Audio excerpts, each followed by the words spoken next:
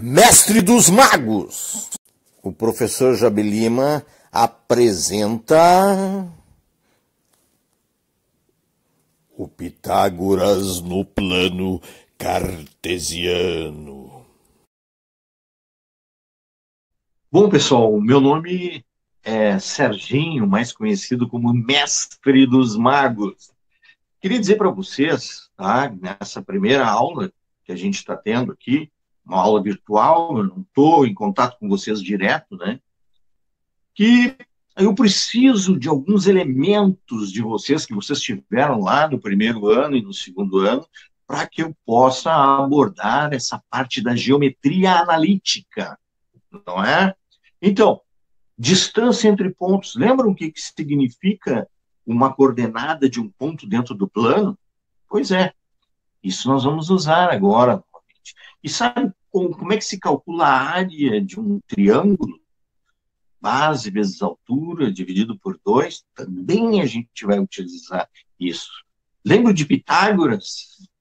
A hipotenusa ao quadrado é igual à soma do quadrado dos catetos. Depois eu coloco aqui, ó, o Pitágoras, né?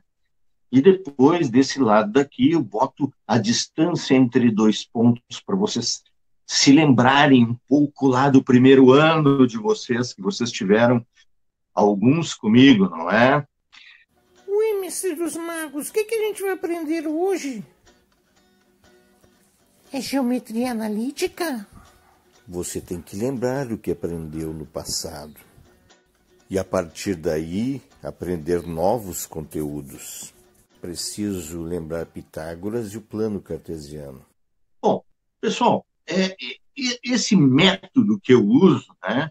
Esse método foi iniciado por um físico renomado que ganhou o Prêmio Nobel da Física, né? E também por outro russo, né? Também inteligentíssimo, tá? Que é o Lev Davidovich Landau.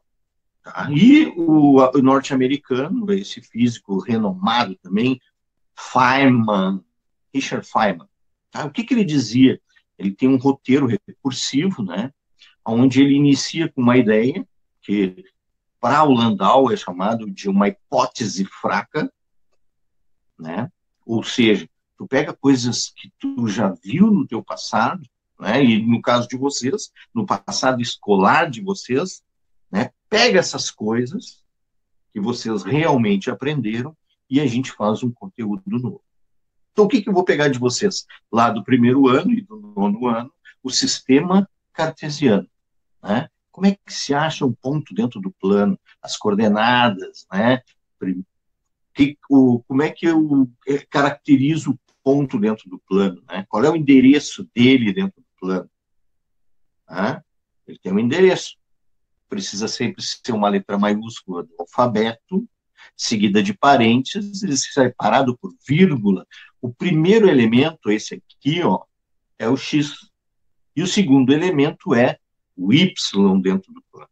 Né? Então, essas coisinhas vocês têm que se lembrar lá das aulas que eu dava para vocês no primeiro ano, alguns, né? Alguns.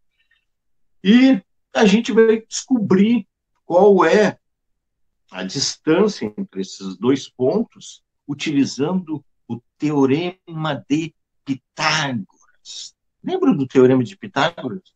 Pois é, isso aí são elementos que, no caso, o Richard Feynman determinava, né, que a gente teria que, através desse método dele, relembrar coisas. Aí o que nós vamos ter? A primeira ideia seria uma hipótese fraca do Landau, seria a de que vocês conhecem o Pitágoras e o sistema cartesiano, não é? Para poder descobrir a distância entre dois pontos, que é o conteúdo que a gente vai ver. Bom, aí vocês vão conversar entre vocês ali pelo WhatsApp, ou então na família de vocês. Eu me lembro que o professor Serginho falou uma vez, né, sobre o teorema de Pitágoras. Foi lá no finalzinho do primeiro ano. Eu lembro também que ele disse para mim sobre as coordenadas de um ponto. Isso aí também eu sei, né? Mas se não sabe, tem que escrever lá que não sabe, que a gente vai ter que rever isso aí. E a gente vai unir esses dois conhecimentos. Depois que vocês conversaram bastante, vocês vão escrever sobre aquilo ali, né? E vão procurar na internet, nos livros que vocês tiverem em casa sobre aquilo ali, e vão retornar ao ponto de partida, falando novamente sobre aquilo ali, mas aí com conhecimento de causa. Peraí, eu entendo sobre coordenadas de um ponto dentro do plano, que eu aprendi lá no primeiro ano. Entenderam isso?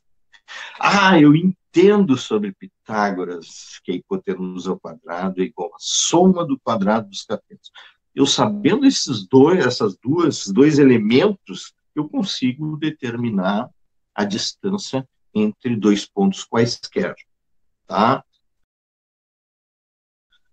Então, o que eu queria dizer para vocês, Andriele, Gabriela, Eberhard, Lauana, Guilherme Freitas e Spindler e a Melissa, que nesse primeiro momento vocês vão ter que só escrever ali nessa atividade, né, sobre esses conhecimentos que vocês tiveram lá no passado escolar recente de vocês, né? Ah, era só isso. E conversar também com vocês para ver a dificuldade que vocês estão tendo nesse momento difícil aí, né? Onde o planeta inteiro está se vendo tendo que fazer coisas diferentes na educação, em tudo que são em outras atividades, né, laborais. Mas no caso da educação é complicado, né? Para quem sempre esteve reunido com várias pessoas dentro de uma sala de aula e podendo ter o professor ali para ir lá e perguntar para ele, agora tem que lidar com essa parte virtual, né? Agora vamos deixar aberto, né, o microfone para que vocês possam falar alguma coisa, me perguntar, senão a gente já encerra, né? Vocês têm que começar a estudar, né? Porque é o terceiro ano de vocês, né? O ano que vem, vocês vão estar numa graduação, vão ter que fazer vão fazer o vestibular, o ano que vem vocês vão estar estudando numa faculdade, né? Então, esse negócio de pensar em pontinho já era, entendeu? Ainda mais agora. As avaliações mudaram, não é mais da mesma forma. A gente tem que avaliar virtualmente. Então, você tem que botar o dedo na moleira e pensar, peraí, não é só ponto, eu preciso passar no vestibular, e para passar no vestibular eu tenho que entender a matéria. Se vai ter o quarto ano, olha, eu acredito que não. Se der tudo certo isso, como eu acho que vai dar, que vai funcionar, e muito melhor,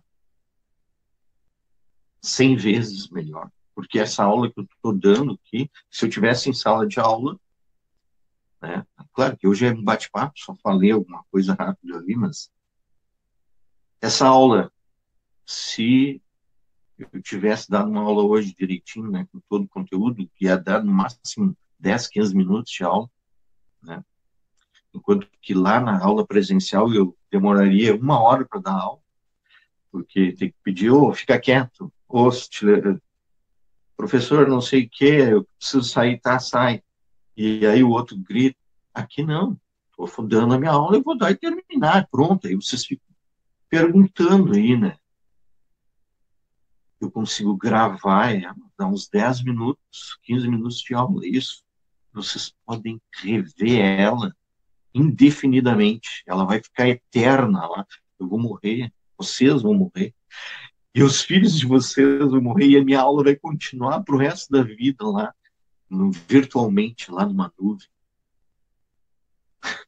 Não, mas isso aí, eu acho que a educação tinha que ter mudado, né, há muito mais tempo. Eu acho isso, né? Claro, esse convívio que a gente tem com o aluno, isso é importante, né? Que a gente, na aula presencial. Super importante. Até mais importante que a própria aula. O convívio entre as pessoas, poder perguntar para o professor, ter aquela sintonia, né? O abraço com os colegas, né?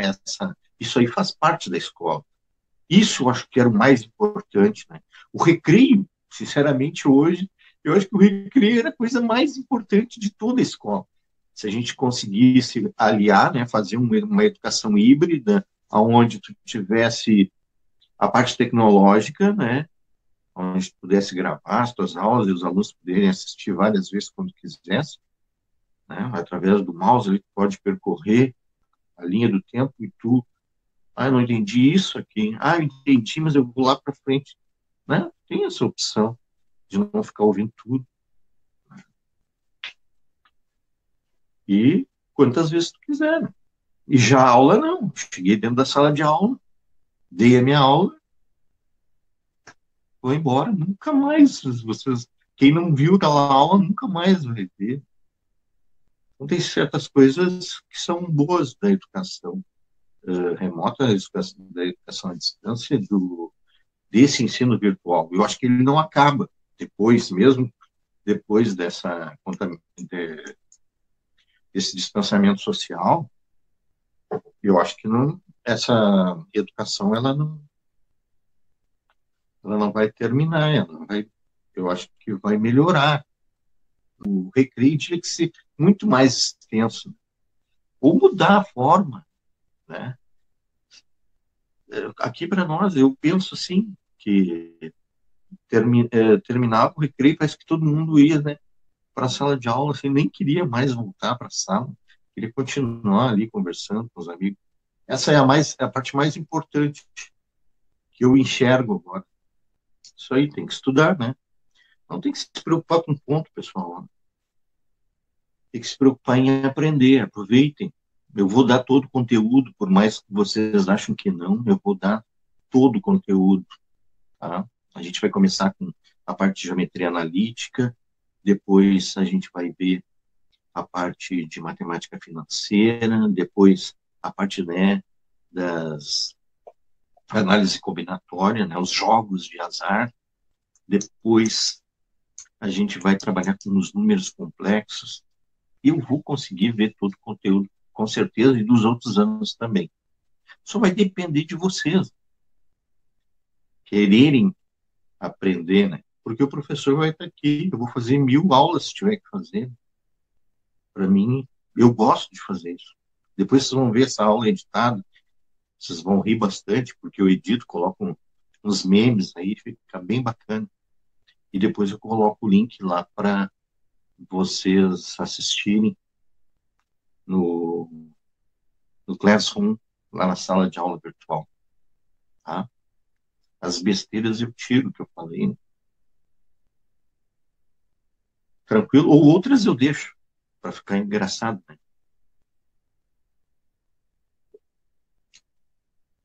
Então tá.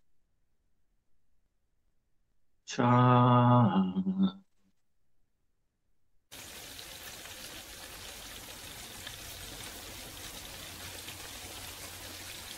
Tchau, pessoal.